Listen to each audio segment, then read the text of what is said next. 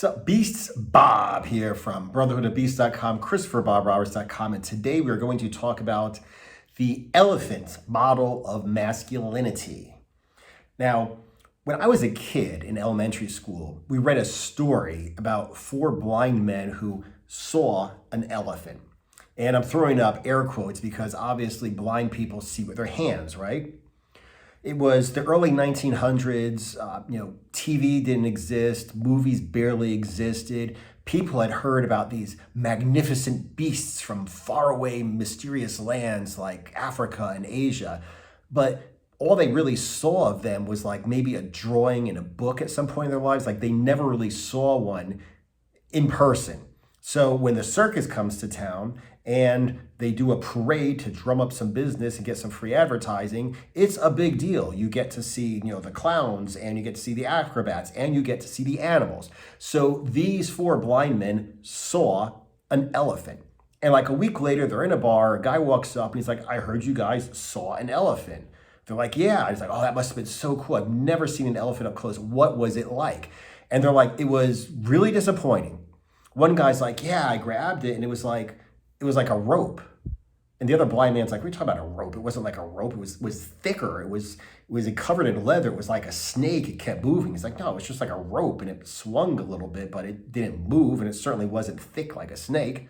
And then someone's like, "I don't know what you guys are talking about. It was thick. It was like a column and it was like covered with leather, but it was just like a column. It was nothing special." And the fourth blind man is like, "It was completely flat. These guys don't know what the hell they're talking about. It was like flat, warm leather. I reached up, I reached down to the sides. It was like a wall just covered with warm leather." Now, obviously, the blind man who grabbed the tail thought that the elephant was like a rope because that's all he quote, saw of the elephant. Okay, the guy who thought it was a snake grabbed the trunk. The one who grabbed the leg thought an elephant was like a column. And the one who just walked up and touched the side of the elephant thought an elephant was like a wall. So each one of them was 100% correct in what they had experienced of this elephant.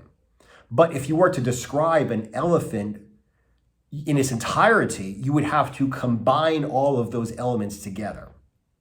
And that's how I think a man should be. Let me give you an example. If you were to see me having sex right now, your first impression might be to call the police. Like, "Oh my God, this guy is holding this woman onto the bed by her neck or by her hair, and he's just forcing himself into her and just, he's like biting her, and he's like, they're about to leave the house, and then he just pushes her up against the wall and reaches up her dress, and like, oh my God, and like, I can't believe he's doing this."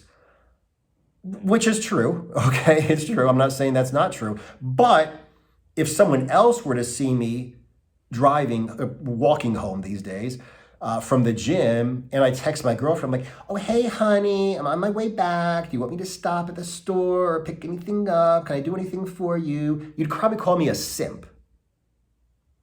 So how can I be, on one hand, this sexual predator, but on the other hand, at the same time, be a simp?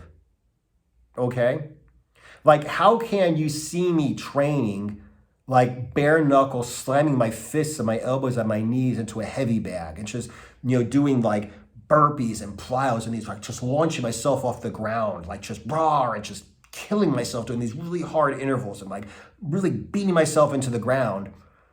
But then at the same time, you see me sitting with my little 8-kilo Shih Tzu on the front porch. He's just all plopped out, laying around watching stuff. I'm laying around watching stuff, no phone. We're just doing a little daily digital detox, just kind of chilling, me and my little 8-kilo dog. So you'd think I'm a pussy. But if you had seen me an hour earlier in the gym, you'd think that I'm like a psychopath. And like I said, I think that's the way a man should be. You need both. You need to be that raw sexual savage, and you need to be the really nice guy. You need to be the guy who loves animals and the guy who will break a motherfucker down if he fucks with the animals. You need to have both. You need to be the elephant, okay? And like I said, some people might experience one part of you and think that's all that there is to you, and that's okay. That's their experience. But the people who matter the most, the people who know you the best, your wife, your kids, your family, your friends, your neighbors, they're going to know who you really are. Like I said, my neighbors have seen me sitting on the front porch, hanging out with my little dog. Some of them have seen me in the gym smacking the horse shit out of the heavy bag. Assess yourself in all the areas of masculinity. See which ones you're winning in, see which ones you are losing in, and definitely try to at least get everything on the same level.